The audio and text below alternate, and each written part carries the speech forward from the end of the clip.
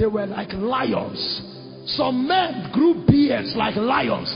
Their hands could carry the weight of 5 men. They were tall, they were giants. So the guys were not lying. But the problem is that they were not aware who was with them. So the battle is not against the mountain. The battle is against your self-awareness in God. The day you know, every mountain becomes an opportunity of manifestation. So we don't see the size of mountains. We see the size of who comes with us.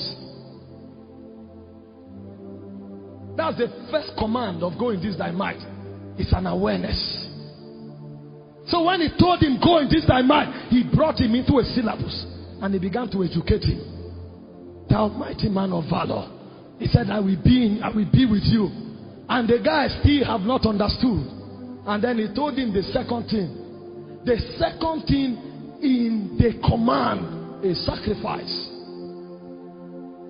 You can be aware, but if you have not entered the gate of sacrifice, it will be like a joke.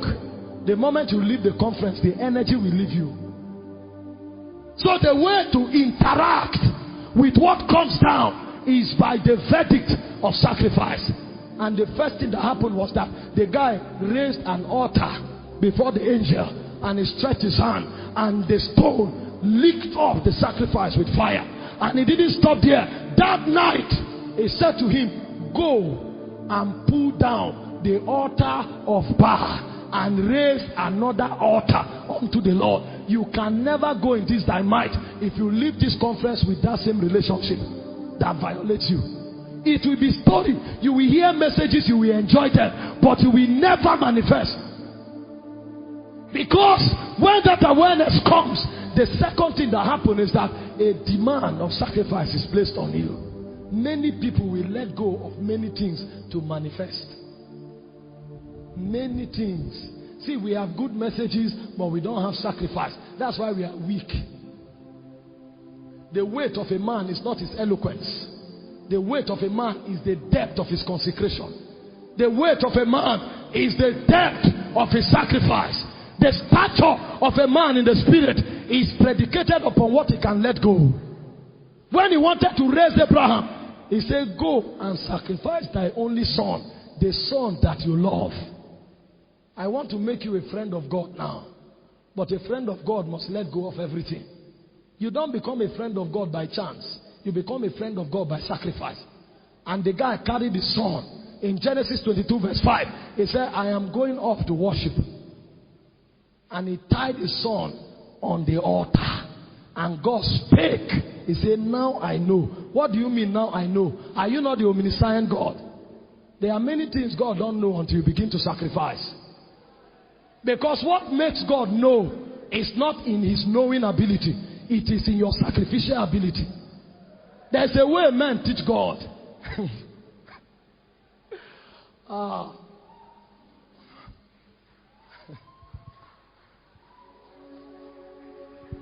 God may know everything, but when it comes around your life, he may not know much until you begin to teach him with sacrifice.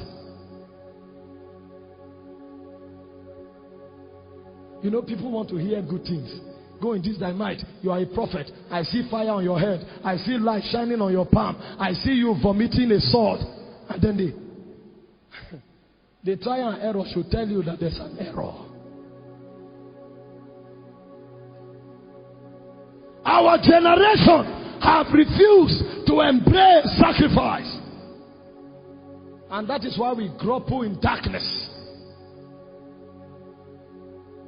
Our time of manifestation will be delayed so long as we hold those things that negate and resist the move of God. You may know all the scriptures. You may master all the doctrines. You may teach it eloquently, but you may not have any manifestation. Because God is not looking for preachers. God is looking for witnesses. There are many preachers, but there are few witnesses.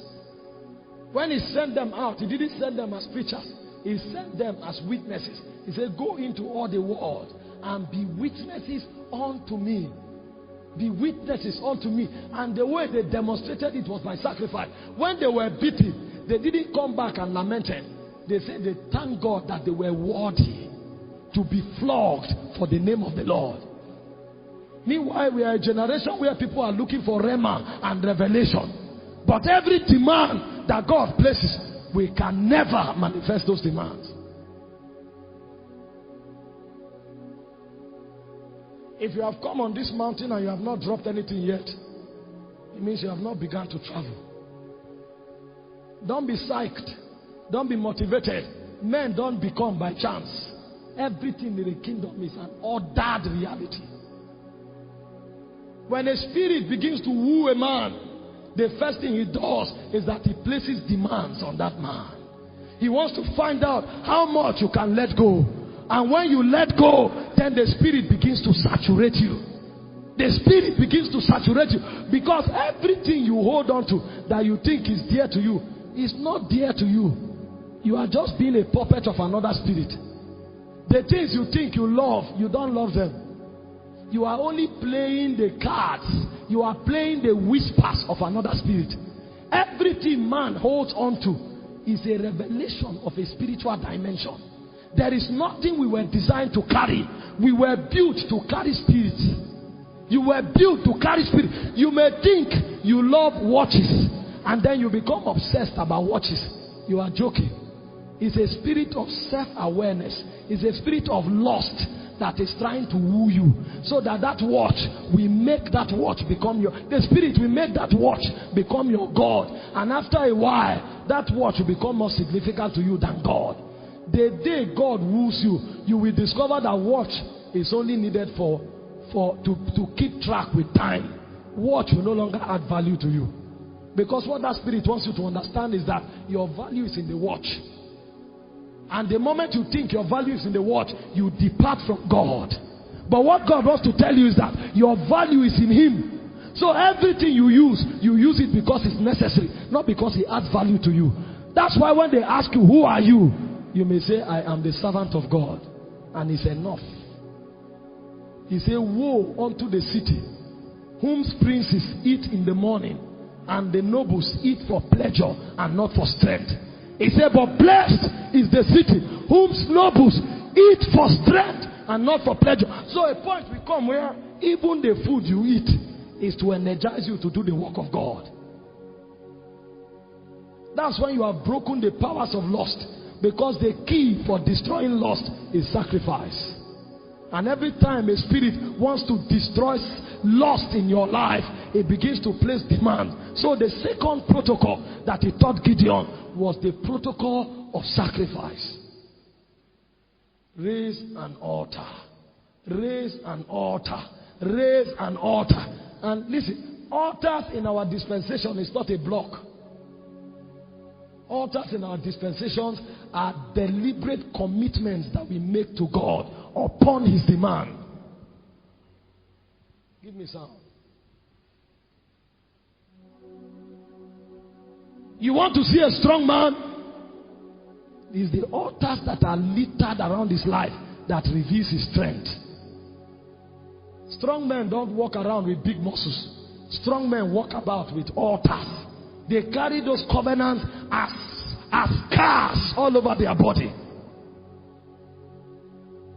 He said in Genesis chapter 12 verse 7 that the moment Abraham came to the promised land, he raised an altar unto the Lord. In Genesis chapter 13 verse 18, the moment Abraham entered Mamre, he raised an altar unto the Lord. He littered everywhere with altars until even the child that he trusted God for over 75 years. God met Abraham at the age of 25. Abraham moved at the age of 75. And he trusted God until he was 100. Even that child became a burnt offering. And then you say, Abraham's blessings are mine. The way you enter into Abraham's blessing is to accept Abraham's sacrifice.